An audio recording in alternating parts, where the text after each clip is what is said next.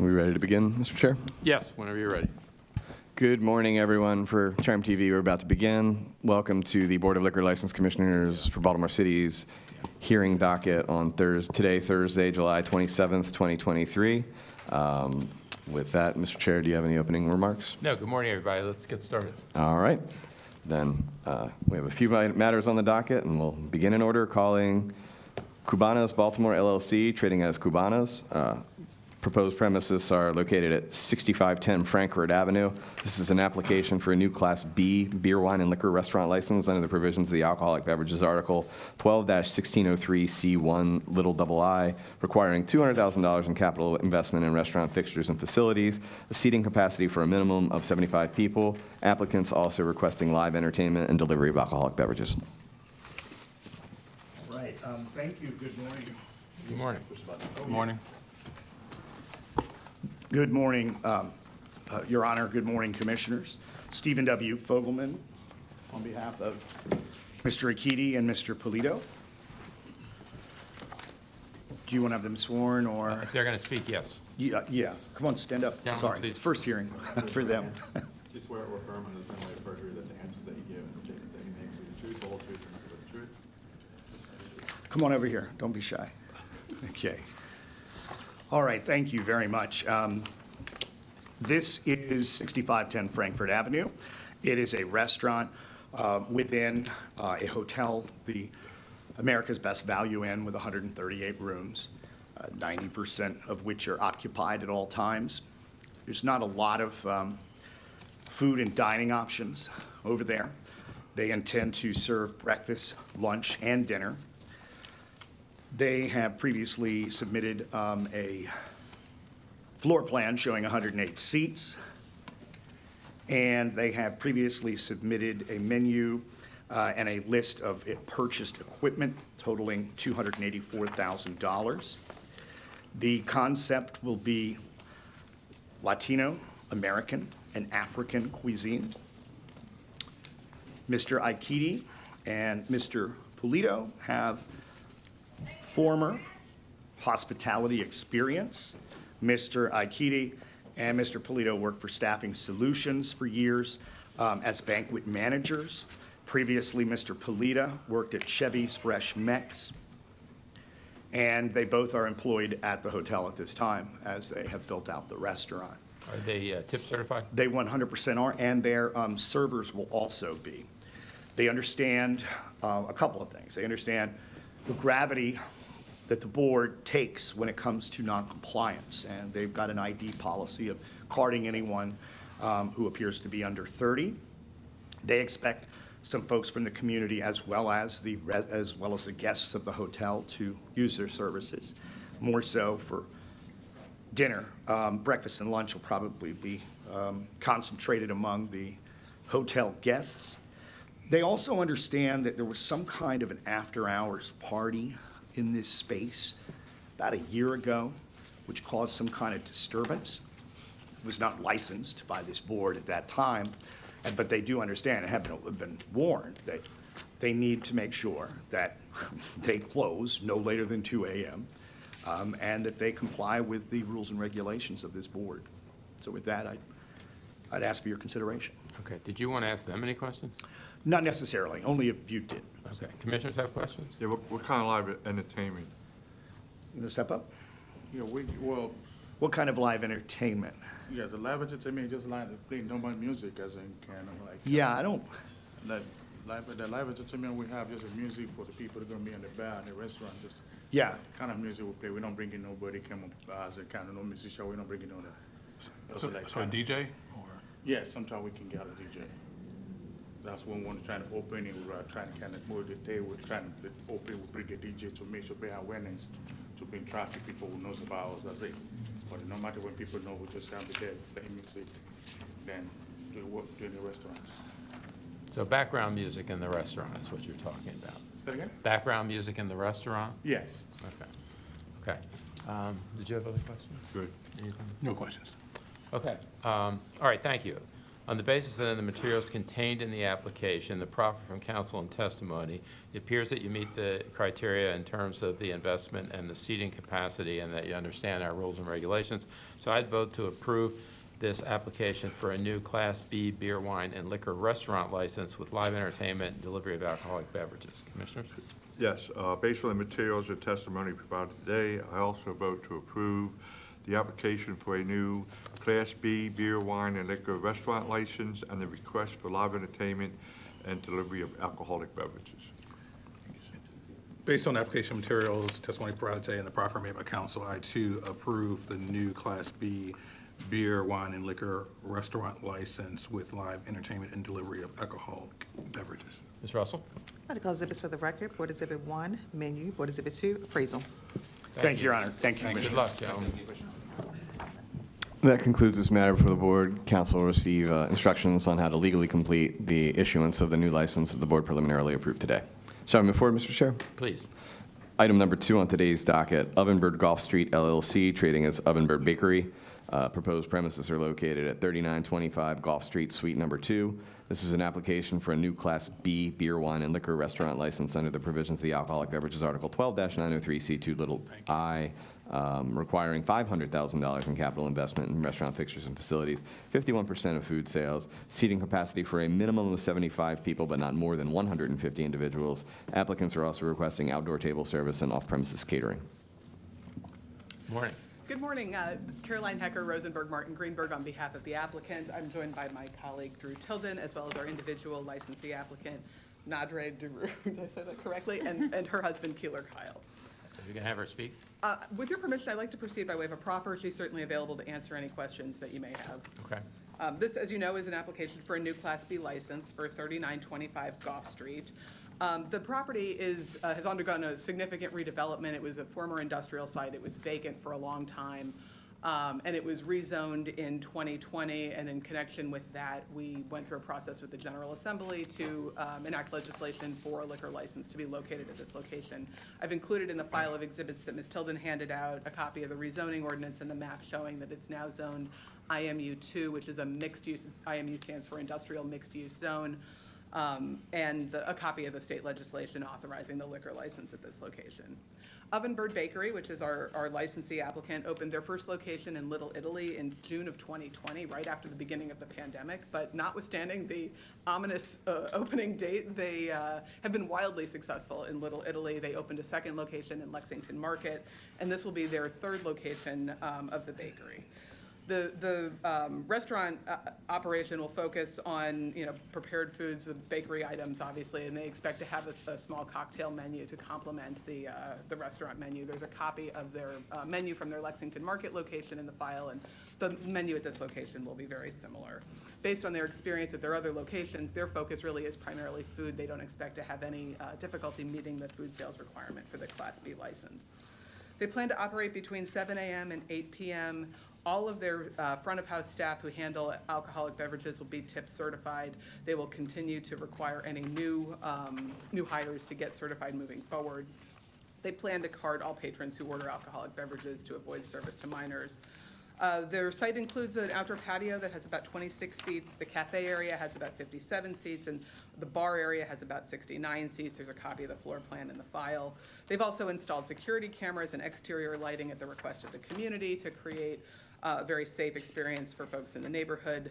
The project represents a capital investment of just over $1 million in construction cost, all of which is privately financed. There's a copy of their construction budget in the file. Ms. Duru is a Baltimore City resident. She's 100% owner of Ovenbird Golf LLC. She is familiar with the rules and regulations of the liquor board. She pledges to abide by them. We've hired a general manager named Ronnie Bell. He was the beverage manager at the Pendry from 2016 to 2018 and has plenty of experience in the hospitality industry. There is a public need and desire for the license to be issued. You'll see in the file there are letters of support from the Southeast Community Development Corporation and the Highlandtown Community Association. There's also a memorandum of understanding from with the Highlandtown Community Association, and I have a fully executed copy of that here for the board. That'll be received. And that is a requirement of the state legislation that in order for a license to be issued in this particular location due to its proximity to Highlandtown Elementary School, that there be a memorandum of understanding executed with the local community association. And the terms will be a part of the license? The terms will be part of the license. In the MOU, they've agreed to commit to certain hours of operation and to provide the exterior lighting and cameras that I mentioned a moment ago.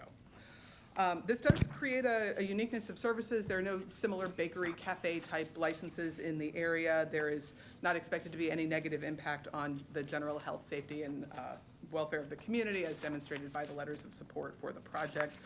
And the fact that they're closing at 8 o'clock at night, every night, would not lend this to be a type of place that would have a rowdy, late-night type of So they have to bake their bread? Right. What time do you have to get up in the morning? I don't. We're currently running 24 hours a day, so somebody will be there at all hours, but we'll be serving the public. And that sort of goes to the nature of the zoning. The industrial mixed-use zoning is ideal for this type of location because it allows the manufacturing operation of the bakery as well as the cafe restaurant operation that's proposed as part of this license. So for all of those reasons, we would request that the board approve the issuance of the Class B license for Ovenbird Bakery. Thank you. Commissioners? I'm good. No questions. All right, thank you. Thank you, Ms. Hecker. On the basis then of the materials contained in the application, the exhibits which will be received, including the MOU with the Highlandtown Association, and whatever testimony received, I vote to approve this application for a new Class B beer, wine, and liquor restaurant license with outdoor table service and off-premises catering. Yes, based on the materials and testimony provided today, I also vote to approve with the MOU of Highlandtown Community Associations as term of the license, and the application for a new Class B beer, wine, and liquor restaurant license, and the request for outdoor table service and off-premise catering. Before you go, I meant to say that my approval is based on the memorandum of understanding and the terms of that being binding to the extent they're enforceable by law. I think you agree with that? Yes. Okay, sorry, go ahead, Commissioner. Yes, and I'll start with that, I guess, based on the MOU, and as it can be bound by law, I too also approve the Class B beer, wine, and liquor restaurant license with outdoor table service and off-premises catering. Now, it's based on the application materials, exhibits that were entered today, the letters of support, and the proffer made by council. Thank you. Ms. Russell? I'd like to call exhibits for the record. Board Exhibit Number 1, Business Plan. Board Exhibit 2, MOU between applicants and Highlandtown Community Association. Thank you, and good Thank luck, you very folks. If I may. Thank you. She gave a great presentation last week. I heard, she's like showing me up all the time now. You're gonna see more of her. She's like, great. Don't make her a mayor soon. That concludes this matter before the board. Council will receive instructions from this agency on how to legally obtain the license that the board preliminarily approved today. Shall we move forward, Mr. Chair? Yes. Item number 3 on today's docket has been postponed and will be rescheduled for a future hearing of the board. Bringing us to item number 4 on today's docket, Caribbean Dynasty LLC, trading as Caribbean Dynasty. Proposed premises are located at 647 West Pratt Street. This is an application for a new Class B beer, wine, and liquor restaurant license under the provisions of the Alcoholic Beverages Article 12-1603C1 little double I, requiring $200,000 in capital investment in restaurant fixtures and facilities, and a seating capacity for a minimum of 75 people. Applicants requesting off-premises catering and delivery of alcoholic beverages. And for the board's understanding, at the time of the application, the previous alcoholic beverages districts were still in effect. So while it is currently located in the 46th alcoholic beverages district, at the time of the application, the law had not been enacted to update the maps, so it is in the 40th alcoholic beverages district for the purpose of this hearing. Yes, good morning again. Thank you, Stephen W. Fogon, on behalf of the applicants. Good morning. You want to proffer for us? I sure do, thank you. Mr. Gill and Mr. John, who are to my right, they have extensive hospitality and alcohol service experience. Mr. Gill really comes from the chef side. He worked as a chef at Crossroads. It's a financial formal show, but Crossroads as the manager and chef, a restaurant in Bladensburg, at Zanzibar as a chef and manager at National Harbor, as a licensee at his own restaurant under the coconut tree in Hyattsville, where he was a licensee for 1 year. No violations during that time. He also served as a chef at Aroma in Bowie and a restaurant called Echo House in Rockville. Mr. John has spent 6.5 years as the hospitality manager of Live Casino in Anne Arundel County, where he managed and was responsible for multiple bars and restaurants. They have a pretty comprehensive policy over there at Cordish Properties, so that everyone is carded, and there's any kind of inebriation and you're ejected.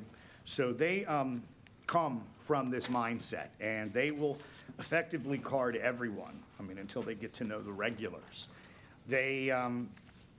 I've submitted drawings showing more than 75 seats for 75 persons. We updated the drawing.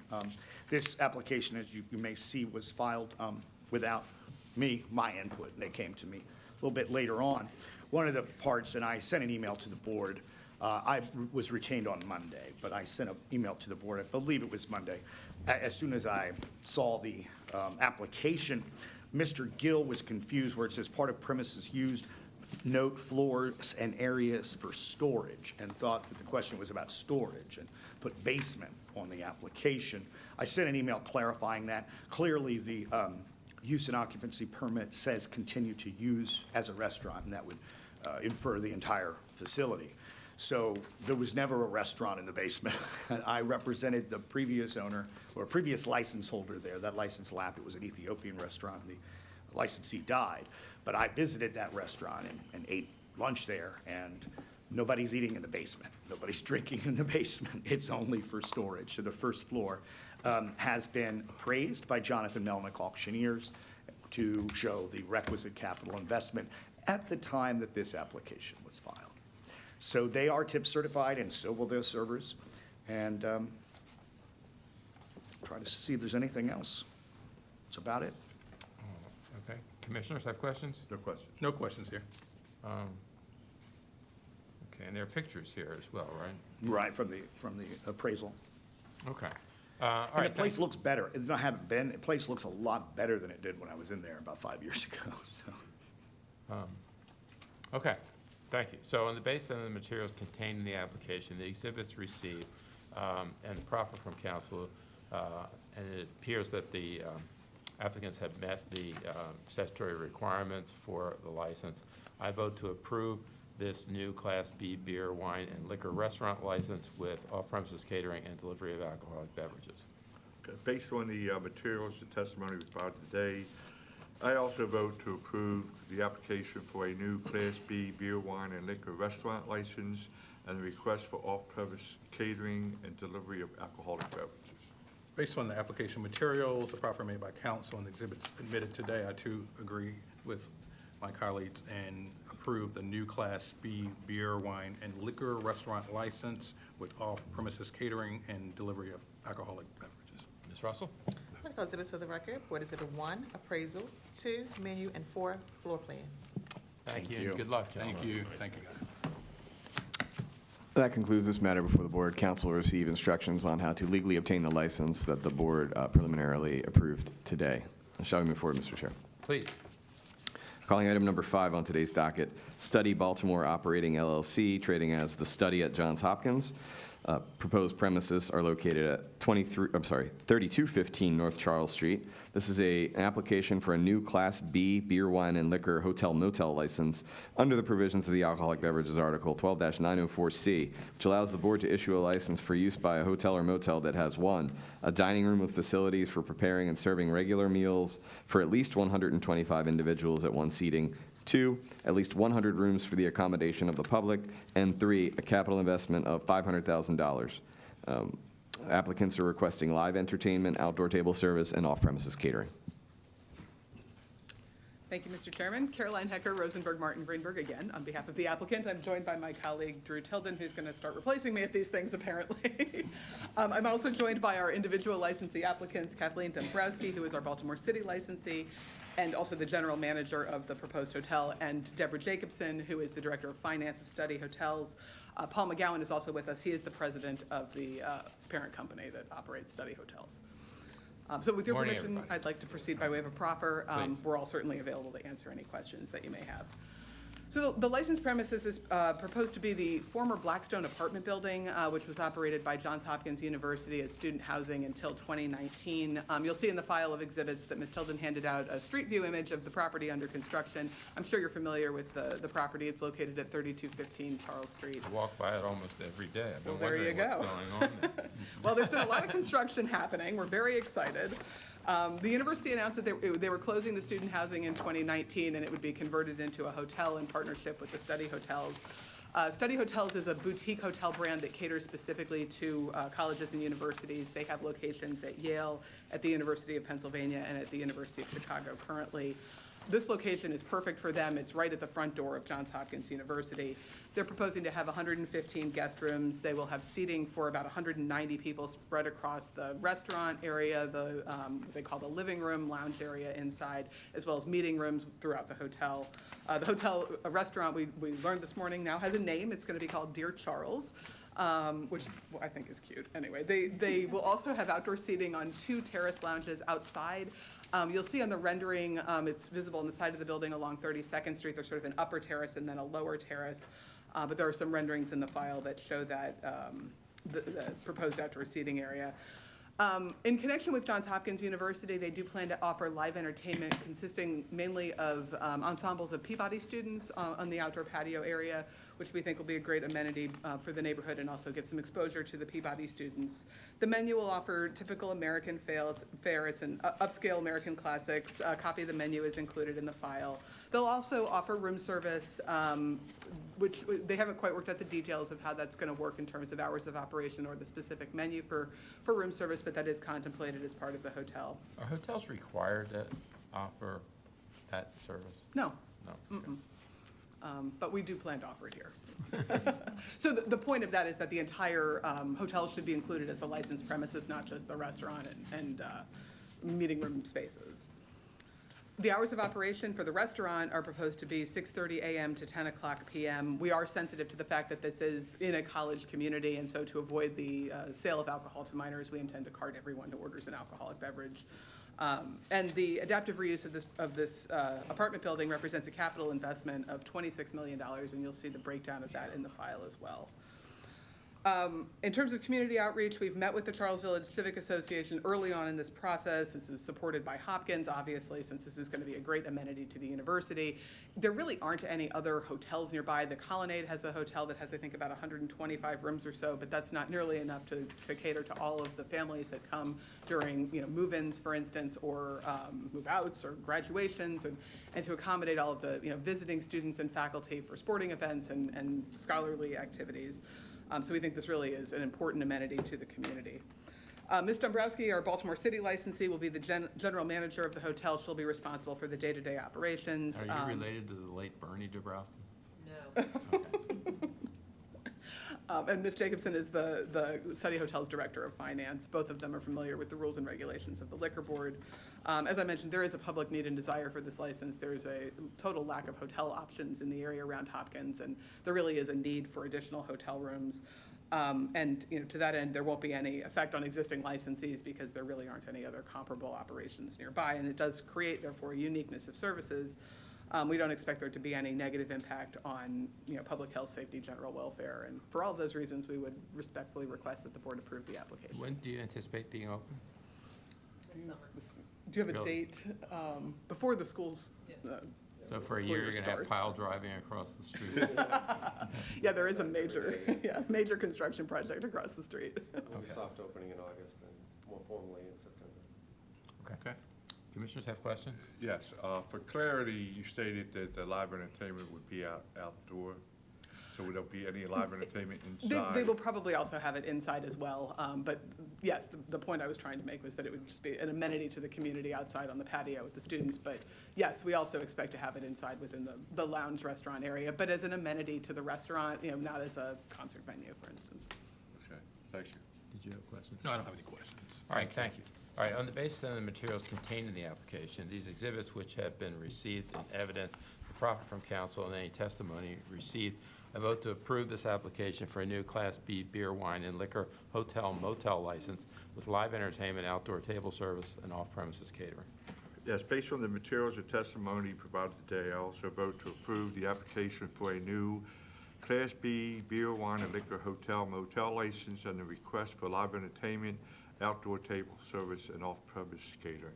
Based on application materials, exhibits submitted, and the proffer made by council, I also do approve the new Class B beer, wine, and liquor hotel motel license with live entertainment, outdoor table service, and off-premises catering.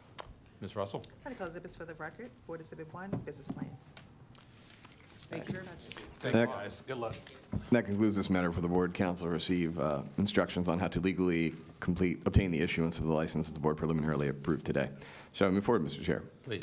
Then item number 6 on today's docket, TBS Lakeview LLC, trading as Irvington Cut Rate Liquors. Premises are located at 4100 Frederick Avenue. This is an application to transfer ownership of a Class A beer, wine, and liquor license. Morning. Good morning, Your Honor, Commissioners. JU representing the applicants, Mr. Joseph T. McDonald and Mr. Sagar Patel. This is a location at 4100 Frederick Avenue. This is a Class A liquor store. Mr. Kim, the current owner, has been looking to retire for a long time, and finally he has a buyer, which is Mr. Patel and Mr. McDonald. Both Mr. McDonald and Mr. Patel has been in the Subway business for a long time. They are working at Subway, and now they're moving into the liquor business for the first time. Mr. Patel and Mr. Sagar, both Mr. Sagar and Mr. McDonald both did underwent the alcohol awareness training to get themselves ready for the liquor store business. Those will be received. And Mr. Kim will also be around for a long time to assist them and train them to adopt themselves to become a liquor store owner and licensee. Neither Mr. Patel or Mr. McDonald have any criminal convictions or serious traffic violations, and I believe they have very good moral character, and they are familiar with the rules and regulations. They do understand that the responsibility that comes along with being a liquor licensee, and they also know that they have to make sure that all their employees, if they are to hire anybody, they must also be certified as well. Yeah, this place has had some violations in the past, most recently in 2018 for sales to minors, so they need to be very vigilant about that. Yes. Okay. Did you have other? No further. Okay, commissioners have questions? No question. I have one question. You said that the old owner is going to be around a long time to make sure everything's gone. Yes, he's not going anywhere. He's retiring, so he's from What around is the it? area. What does a long time mean? That's, 2-3 years. He's in the area, he lives in the area, so whenever they need help. Questions or help? Yeah. Okay. No It's not- questions? Yeah, as a part-time job, maybe, perhaps, hopefully. Okay. You got to keep busy when you retire. Yes. Okay, thank you. On the basis of the materials contained in the application, the proffer from council, and any the exhibits that have been received in evidence, I vote to approve the application to transfer this Class A beer, wine, and liquor license. Yes, based on the materials and testimony provided today, I also vote to approve the application to transfer ownership of a beer, wine, and liquor license. Based on application materials and proffer made by council, I too also vote to approve the application to transfer ownership of the Class A beer, wine, and liquor license. Ms. Russell? Medical exhibits for the record. Board Exhibit 1, alcohol awareness certification. Thank you. Good luck. Thank you. Thank you. That concludes this matter before the board. Council received instructions from this agency on how to legally complete the transfer of ownership, which by law must occur within 180 days of today's preliminary approval by the board. Shall we move forward, Mr. Chair? Yes, please.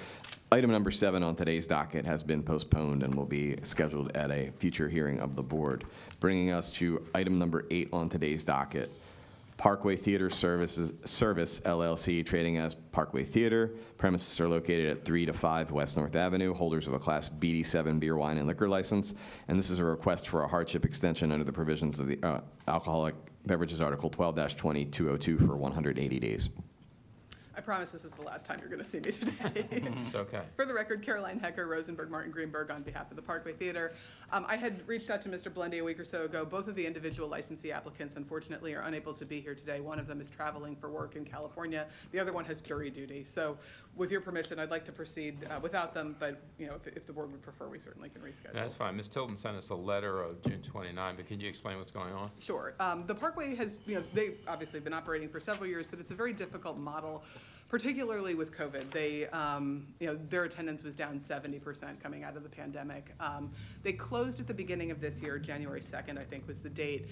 And they operated a handful of events in the spring, mostly as an event space with caterers, not using their own license, but with catering licenses. They plan to open for Artscape September 22nd to 24th, and then reopen hopefully full-time sometime in the spring, targeting May, June of next year. They need to reimagine their business model, though. They're having a really hard time finding and retaining staff. They're open Thursday to Sunday, so it's not really a full-time job for anyone, and they've had a very difficult time with movie attendance being down generally. You need to get Barbie.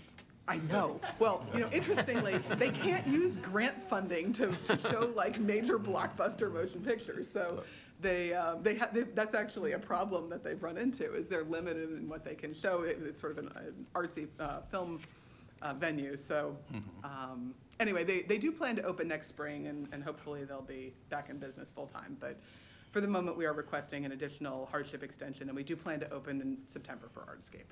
Commissioners have questions? No question. No questions. All right, thank you.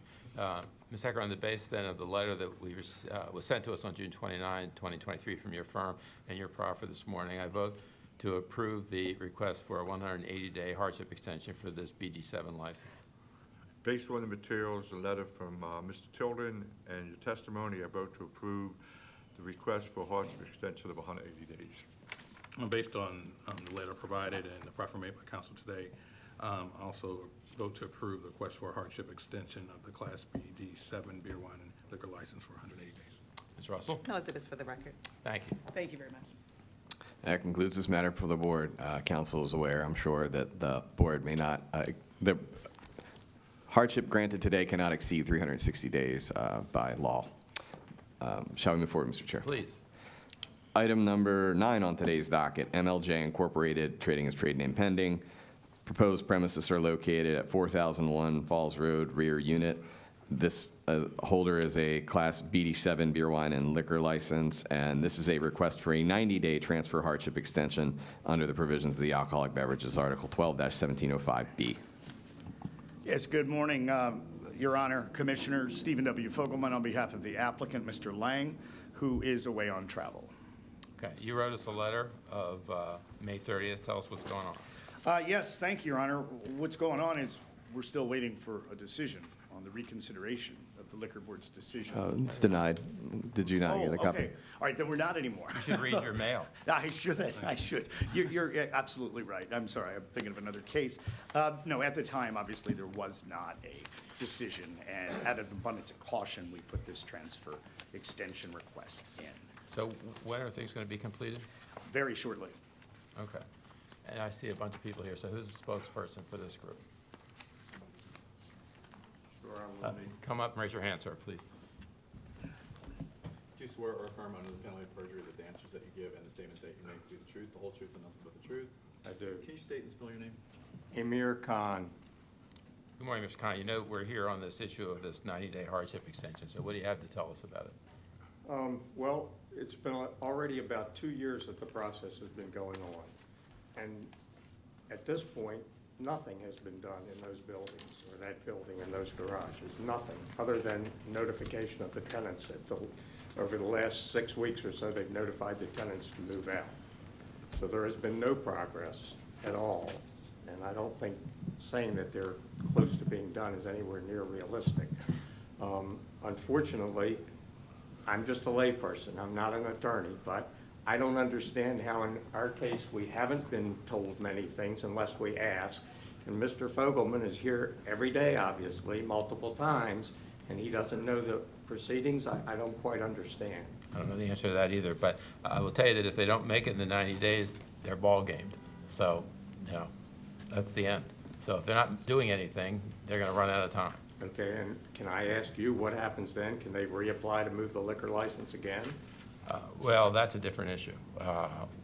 That's not before us whether they can. Okay, I understand, okay. Okay, understood. All right. Commissioners have any questions? No questions. No questions. All right. So I hope you understand. On the basis then of the letter of May 30 from Mr. Fogelman is proffered this morning, I vote to approve a 90-day transfer hardship extension for this BD7 license. Yes, based on materials, testimony, and letter from the attorney, I also vote to approve the request for transfer hardship extension of 90 days. Based on the letter provided and the proffer made by council, I'll also vote to approve the 90-day transfer hardship request for the Class BD7 beer, wine, and liquor license. Ms. Russell? Echo exhibits for the record. Board Exhibit 1, 12 letters of opposition from community. Go. Can we have a question. There were 7 letters submitted from businesses. They're all, they're all in the record. Okay? Thank you. Julie Smith. Christina Way. Okay, thank you, folks. Yes, all this is part of the record and will continue to be part of the record. Okay? Thank you. That concludes this matter before the board. Council is aware, and the community can know that the transfer hardship extension approved by the board today cannot by law exceed 270 days from the original approval by the board. Okay. Thank you. Shall we move forward, Mr. Chair? Please. Then calling item number 10, The Manor Baltimore LLC, trading as The Manor. Premises are located at 924 North Charles Street, holders of a Class B beer, wine, and liquor license. And this is a request to reopen under the provisions of the Alcoholic Beverages Article 12-2203, wherein a licensed premises has been closed for at least 3 consecutive months. Good morning, Stephen W. Fogelman on behalf of the licensee, Steve Preston. And Mr. Stephen Preston wrote to us, so tell us what's going on here. Yeah, I'll be real brief. That just like several of my other clients, they got hit on the night after Christmas. Pipes burst, thousands of dollars worth of damage. They looked to immediately ameliorate that situation. In fact, they were really excited to be open in June for Pride Month. That didn't happen due to labor shortages and supply and building material shortages. So that's when they put in, and in fact, they had purchased alcohol in April and May in anticipation of being open before Pride and during Pride, but unfortunately, they weren't able, they're now ready to reopen after all these months. And when you say now, when? Oh, I mean, once, in these kind of cases, once the board approves the request to reopen, you could, assuming they go down and make sure they have a current fire permit and health permit, they'd be open this weekend. Okay. Commissioners have questions? No questions. No questions. All right, thank you. On the basis then of Mr. Preston's letter of July 11, the proffer from council, I vote to approve the request to reopen this Class B beer, wine, and liquor license. Yes, based on the materials, testimony, and letter from the licensee, I vote to approve the request to reopen. Based on the letter provided and the proffer made by council, I also vote to approve the request to reopen the Class B beer, wine, and liquor license. Good luck. Thank you. Ms. Russell? No exhibits for the record. That concludes this matter before the board. Council's received the instructions on what documentation needs to be submitted in order to be allowed to reopen as approved by the board today. Shall we move forward, Mr. Chair? Yes, please. Switching to violations, calling item number 1 on the violations docket, Pirogue and Marshall Incorporated, trading as Nobles Bar and Grill. Premises are located at 1024 South Charles Street, holders of the Class BD7 beer, wine, and liquor license, and charged with 1 violation of the board's rules stemming from an incident on June 29th, 2023, to it a violation of Rule 4.01A, sales to minors for selling. Morning. Good morning. I'm Andrew B. Saller. I'm joined by Mr. Marshall and Mr. Prague, the 2 licensees, Your Honor. 2 of It's the going to be an licensees. admission or denial, Mr. This is going to be an admission, Your Honor. Okay. You want to tell us what happened?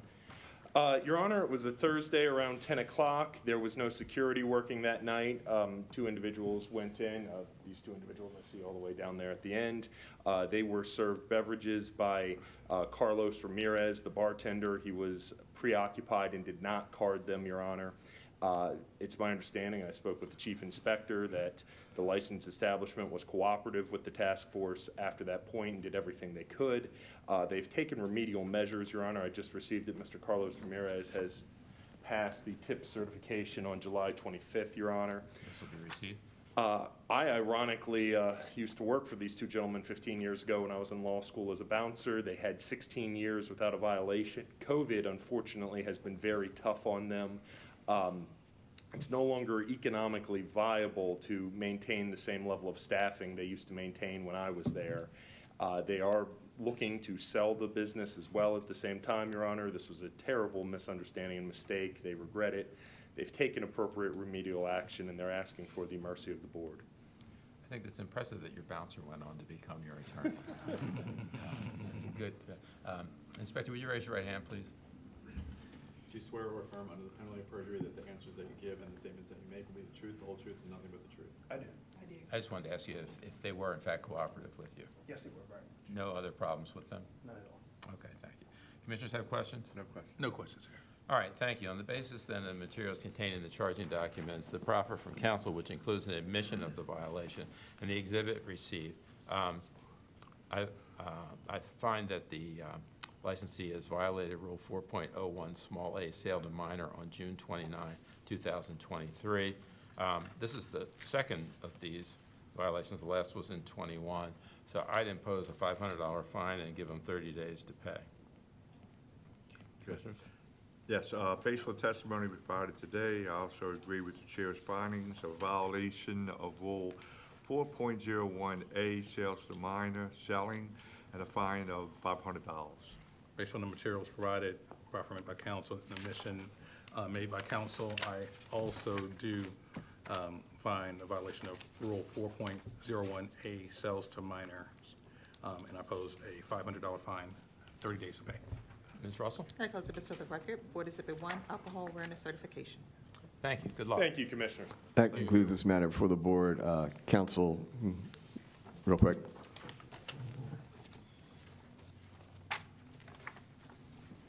Thank you. Shall we move forward, Mr. Chair? Yes. Item number 2 on today's violations docket has been postponed and will be heard at a future hearing of the board, bringing us to item number 3 on the violations docket, Sriracha LLC, trading as Sweet Carolina Liquor. Premises are located at 309 South Broadway, holders of a Class A beer, wine, and liquor license, charged with one violation of the board's rules stemming from an incident on June 29, 2023. That is a violation of Rule 4.01A, sales to minors. Mr. Fogelman, good morning again. Good morning. Just looking for those cadets. So we'll go ahead and enter a plea of responsibility. Okay. You want to tell us what happened? Yeah, I sure do. This is Subodha Panta, licensee. Good morning. He's upset. He's a little bit nervous here. This is his first time before the board in any violation capacity. His employee, Surya Chandra, who was in my office on Monday, but they don't have enough employees to run this store to bring everybody down to the liquor board. It was his second day on the job for this young man. And so what a lesson learned in the sense that the liquor board is active and will test your compliance. The owners obviously are upset. They chose, which I think is the best way they can go, to not fire their employee, but for the other 2 employees there to understand that this is a real thing and that all you got to do is ask for ID. So they put up signs that say no ID, no alcohol at this point. I don't think they're going to be back here. I think they understand just that the liquor board under Chief Chris Amalis, it's everywhere. So thank you. Again, cooperative? Yes, sir. Okay. Commissioners have questions? No question. No questions. Okay. On the basis of the materials contained in the charging documents, the proffer from counsel, including the admission of the violation, I find a violation of Rule 4.01, small a, sale to minor on June 29, 2023. This is a relatively new license with no history of violations. I'd impose a $250 fine and give them 30 days to pay. Yes, based on the testimony provided today, I also agree with the chair's findings of violation of Rule 4.01A, sales to minors, selling on June 29, 2023, with a fine of $250. Based on the charging documents and the admission made today, I also agree that there has been a violation of Rule 4.01A, sales to minors.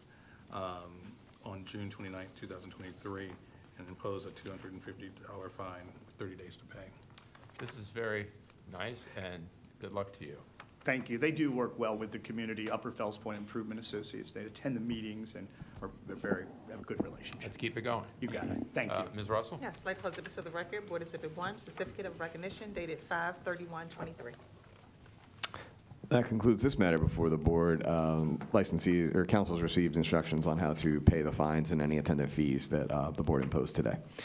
Shall I move forward, Mr. Chair? Yes. Item number 4 on today's violations docket has been postponed and will be heard at a future hearing of the board, bringing us to item number 5 on today's violation docket. Federal Hill Liquors Incorporated, trading as Federal Hill Wine and Spirits. Premises are located at 901 South Charles Street. Holders of a BD7 beer, wine, and liquor class of license, and charged with one violation of the board's rules. That is a violation of Rule 4.01A, sales to minors, stemming from an incident on June 29th, 2023.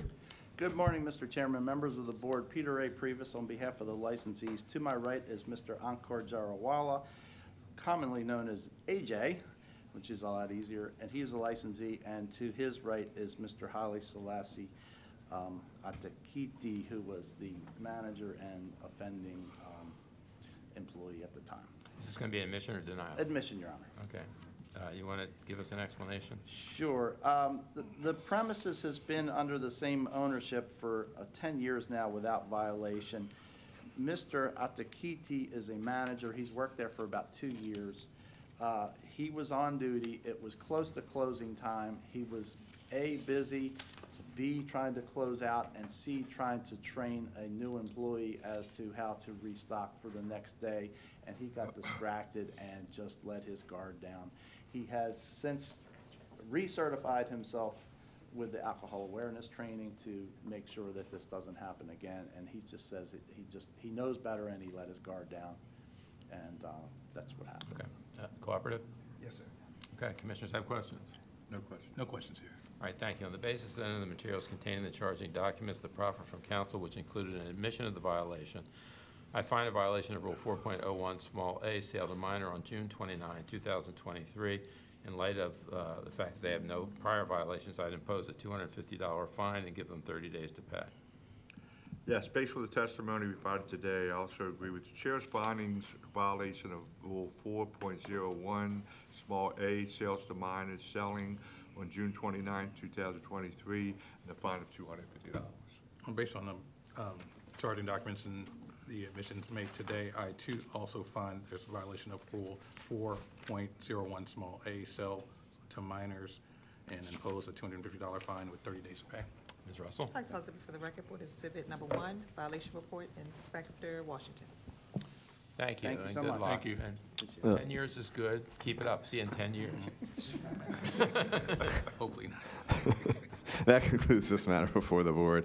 Yeah, I thought you, with his name being Haile Selassie and then you being of Italian descent, Yeah. that might have some significance. No problem. He's also an AJ, so. That's true, that's true. Okay. Thank you so much. That concludes this matter before the board. Council's going to receive instructions on how to pay the fine imposed by the board today and any attendant fees. And Ms. Russell, did you want to clarify for the record? I think she observed that we forgot to call a couple of exhibits for the previous. So I don't know if we need to go back on the record to call Oh, those okay. violation I'm sorry. reports, or Yeah, we can do it at the end. We'll do it at the end. we're still on, so. Yeah, you're on the record. If you want to call it, which cases are they? It's the, I have to go back and get them together. Okay, we'll do it at the end. We'll do it at the end. Okay. Yep. Thank you. Our apologies, Commissioners, then. Moving forward then, Mr. Chair. Yes. Item number 6 on today's violations docket. Karki LLC, trading as Broadway Discount Liquors. Premises are located at 628 South Broadway. Holders of a Class BD7 beer, wine, and liquor license, and charged with one violation of the board's rules. That is a violation of 4.01A, sales to minors, from one incident on June 29, 2023. Thank you. Stephen W. Fogelman on behalf of Muna Karki, the licensee, who's here and standing to my right. Admission or denial? It's an admission. Okay. So, want to explain? Yes, like I mentioned, the liquor board is everywhere, and on June 29th, it was on both sides of the harbor, and we are pretty much all here as a result of that. Ms. Karki's disappointed. This employee worked for her for a year before this happened. This is a second offense for the bar, and in about a little more than, in about a year. And they've got signs up again, no ID, no alcohol. It's that simple. And if, somebody makes a mistake and reads the date wrong, I go to other jurisdictions where if somebody makes a mistake and reads the date wrong, they get violated. Baltimore City has a pretty basic policy in that if you don't have an ID and you're under 21, you're violated. But these guys don't bring in fake IDs. They don't bring in IDs that belong to their father. So it's as simple as, if you don't have ID that I can then read, then I can't serve you. And that's what they're committed to doing to 100% of their customers at this time. Okay, any problems with these folks? Okay, commissioners? No question. No questions. All right, thank you. The basis and the materials contained in the charging documents, the proffer from counsel, including his admission of a violation. I find a violation of Rule 4.01, small a, sale to minor on June 29, 2023, and impose a $500 fine and give 30 days to pay. Yes, based on the testimony provided today, I also agree with the chair's findings of violation of Rule 4.01, small a, sales to minors selling June 29, 2023, and a fine of $500. Based on the admission and proffer made by counsel today, I also do find a violation of Rule 4.01, small a, sales to minors, and impose a $500 fine, and you have 30 days to pay. Ms. Russell? I call exhibit for the record. Board Exhibit 1, violation report, Inspector Washington. Thank you and good luck, Thank ma'am. you. Have a great rest of the month, and I look forward to when we can all take our ties off. Yes. Thanks. That concludes this matter before, did you call the exhibits? Yes. And that concludes this matter before the board. The council will receive instructions on how to pay any fines and attendant fees that the board imposed today. Shall we move forward, Mr. Chair? Please. Then item number 7 on today's docket has been postponed and will be heard at a future hearing of the board. So if we can call the evidence with the board's indulgence, which cases are they? First case, 1024 South Charles Street, trading as Nobles. Board Exhibit 1, violation report, Inspector Washington. 901 South Charles Street, trading as Federal Hill Wine and Spirit. Board Exhibit, violation report, Inspector Washington. And 309 South Broadway, trading as Sweet Caroline Liquors. Board Exhibit number 1, violation report, Inspector Washington. Thank you. Please tell the cadets that even though they didn't get to testify, we're nominating them for an Emmy Award for their appearance today. Okay, you want to read the adjournment? Yes, sir, Your Honor.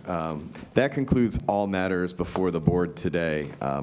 The board shall stand in recess until at least Thursday, August the 10th, 2023, here at 10:30 a.m., room 215, City Hall, 100 North Holiday Street, Baltimore, Maryland, 21202. And for the public and everyone's notification, there may be a chance that that meeting will be canceled, and they'll check our website for those announcements. Okay, thank you again to the commissioners and the staff and everybody at the Liquor Board and those who participated today, and we'll see you next time. Oh, yes.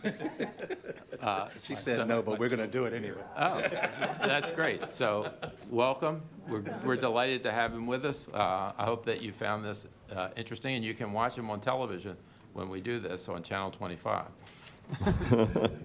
All right, have a good day. Have a good day. Thank you.